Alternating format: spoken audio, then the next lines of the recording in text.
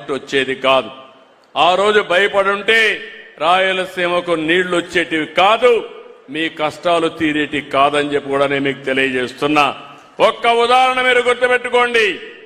ఆ రోజు ఆ నీళ్లు తీసుకొచ్చాను కాబట్టి హంద్రి నీవా పూర్తి చేసి, గొల్లపల్లి రిజర్వాయర్ పూర్తి చేసి, కరువు జిల్లాలో కియా మోటారు పరిగెత్తిందంటే అది తెలుగుదేశం పార్టీ యొక్క పట్టుదల.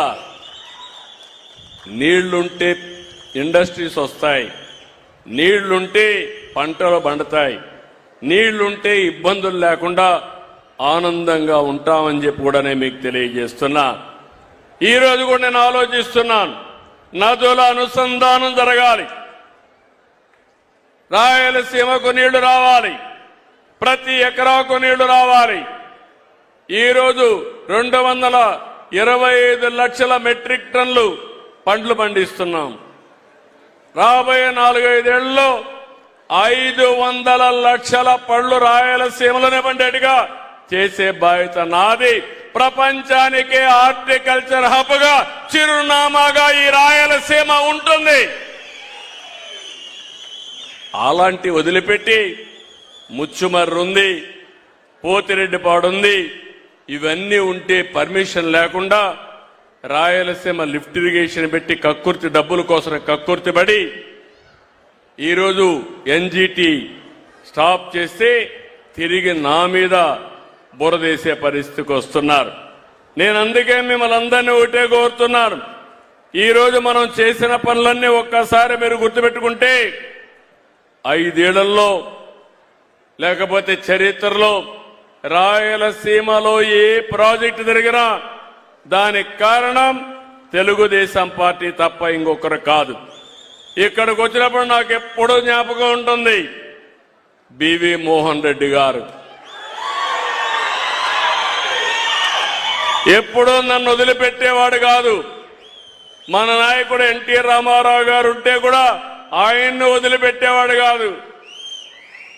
ఆ రోజు మీరు ఒకటి గుర్తుపెట్టుకోవాలి, ఎన్టీ రామారావు గారితో చాలా చనువుగా ఉండేవాడు.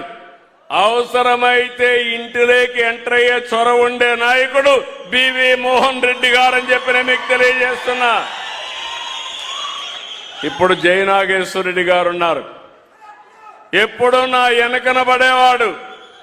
గురు రాఘవేంద్ర ప్రాజెక్టు ఎట్టి పరిస్థితిలో కావాలని వెనకబడి చేస్తే ఈరోజు ఆ ప్రాజెక్ట్ అంతా మెయింటైన్ చేయకుండా ఇప్పుడు 44 కోట్లు ఇస్తే తప్ప ఆ నిర్వహణ పనిచేయకుండా నీళ్లు వచ్చే పరిస్థితి లేదు. నేను అందుకే మళ్లీ నాకు ఎప్పుడు గుర్తుంటాడు బివి మోహన్ రెడ్డి. ఈరోజు మీ అందరికీ హామీ ఇస్తున్నా, మా మంత్రిని కూడా మాట్లాడిచ్చా, ఈ ప్రాంతానికి నీళ్లు తీసుకురావాలంటే ఒకటే మార్గం, ఒకటి వేదావతి పూర్తి కావాలి. వేదావతి పూర్తయితే హంద్రి నీవా నీళ్లు మనం తీసుకుంటే కొంతవరకు ఈ ప్రాంతానికి ఉపయోగపడుతుంది. 2, ఏదైతే ఈరోజు పై నుంచి వచ్చే నీళ్లు ఏవైతే ఉన్నాయో మన తుంగభద్ర డ్యాం నుంచి వచ్చే నీళ్లు, ఎక్కువ నీళ్లు కర్నూలు జిల్లా ఉపయోగించుకోగలిగితే అది శాశ్వత పరిష్కార మార్గం వస్తుంది. నేను మీ అందరికీ హామీ ఇస్తున్నా, రాష్ట్రమంతా ఒక ఎత్తు అయితే ఈ కర్నూలు జిల్లా ఒక ఎత్తు.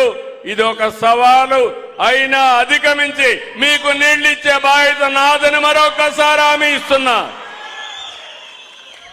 ఈరోజు ఇక్కడికి వచ్చినప్పుడు గురు రాఘవేంద్ర ఒక టైం బౌండ్ ప్రోగ్రాం పెట్టుకొని ఇప్పుడే మన రామానాయుడు గారికి చెప్తున్నా, అది పూర్తి చేస్తాం.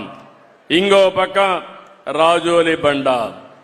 రాజోలి బండ మీరు చూస్తే ఇది కూడా ఎప్పటికప్పుడు మనం పూర్తి చేసుకుంటూ వచ్చాం. ఇంకా కొన్ని ప్రాబ్లమ్స్ ఉన్నాయి. రాజోలి బండ డైవర్షన్ రైట్ కెనాల్ స్కీమ్ కానీ ఇవన్నీ కూడా ఏం చేయాలనో వర్కౌట్ చేసి దీనిపైన కూడా ప్రత్యేకమైన శ్రద్ధ పెడతాం. ఇది కాకుండా గుండ్రేవల ఇంటర్ స్టేట్ ప్రాబ్లం మనం ఒక్కరే కాకుండా తెలంగాణలో కొన్ని గ్రామాలు మునుగుతాయి, కర్ణాటక కూడా ఉంది. 3 రాష్ట్రాలు అనుకుంటేనే ఈ సమస్య పరిష్కారం అవుతుంది. తప్పకుండా టేకప్ చేస్తా.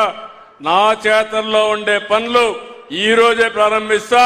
వేరే రాష్ట్రాలుంటే అవి కూడా కోఆర్డినేట్ చేసి వీలైనంత తొందరలో ఈ పని చేయడానికి మీకు సహకరిస్తానని చెప్పి కూడా నేను మీకు తెలియజేస్తున్నా. ఇంకో పక్క వేదావతి లిఫ్ట్ ఇరిగేషన్ 1942 కోట్లు అవుతుంది. ఆలూరు ఆదోనికి లాభం జరుగుతుంది. 80,000 ఎకరాకు నీళ్లు వస్తుంది. 19లో స్టార్ట్ చేశాను, 16% పూర్తి చేశాం. తర్వాత వచ్చిన ప్రభుత్వం దాన్ని కూడా చెడగొట్టారు.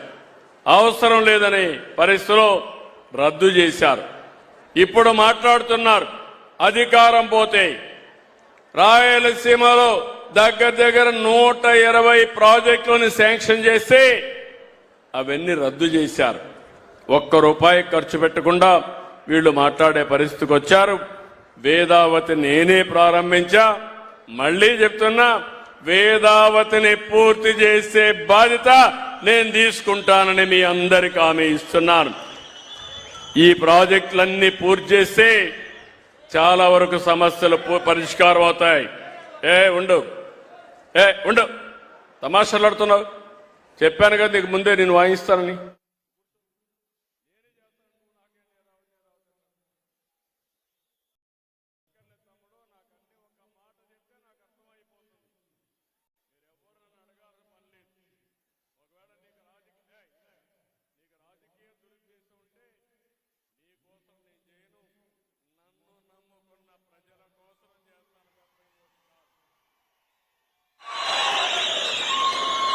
ఎలాంటి పార్టీలు ఉన్నాయంటే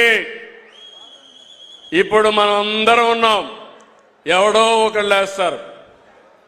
అదే మరి ఇప్పుడంతా ఒకప్పుడు నాకు తీవ్రవాదులు ఉండేవాళ్ళు, మీరు చూసుంటారు.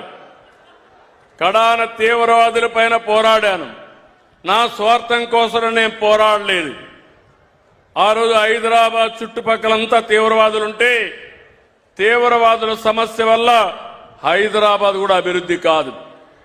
ఆ రోజు నేను పోరాడి మీరు చేసింది తప్పంటే మీరు కూడా జనజీవన స్రవంతికి రమ్మంటే ఆ రోజు నా మీద తిరుగుబాటు చేసి కడాన తిరుపతిలో మీరు చూసుంటారు 24 క్లేమోర్ మైన్స్ నా మీద బ్లాస్ట్ చేసి సాక్షాత్ వెంకటేశ్వర స్వామి దిగొచ్చి నన్ను కాపాడాడు తప్ప లేకపోతే బతికే అవకాశమే లేదు.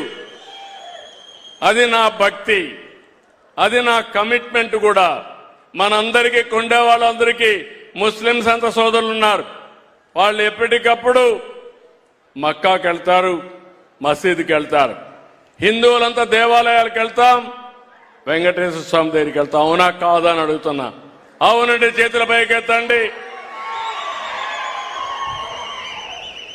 అలాంటి వెంకటేశ్వర స్వామికి అపవిత్రత చేసే పరిస్థితి వస్తే మీరు సహిస్తారా తమ్ముళ్ళు అని అడుగుతున్నా, సహిస్తారా అని అడుగుతున్నా. 5 సంవత్సరాలు కల్తీ అయిన గీ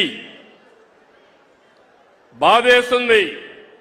అలాంటి గీ తీసుకొచ్చారు, మామూలు కెమికల్స్ తో తయారు చేశారు. పేపర్లో వస్తే నాకే ఆశ్చర్యం వస్తా ఉంది. ఎలాంటి కెమికల్స్ అంటే మన బాత్రూముల్లో వేసి క్లీన్ చేసే కెమికల్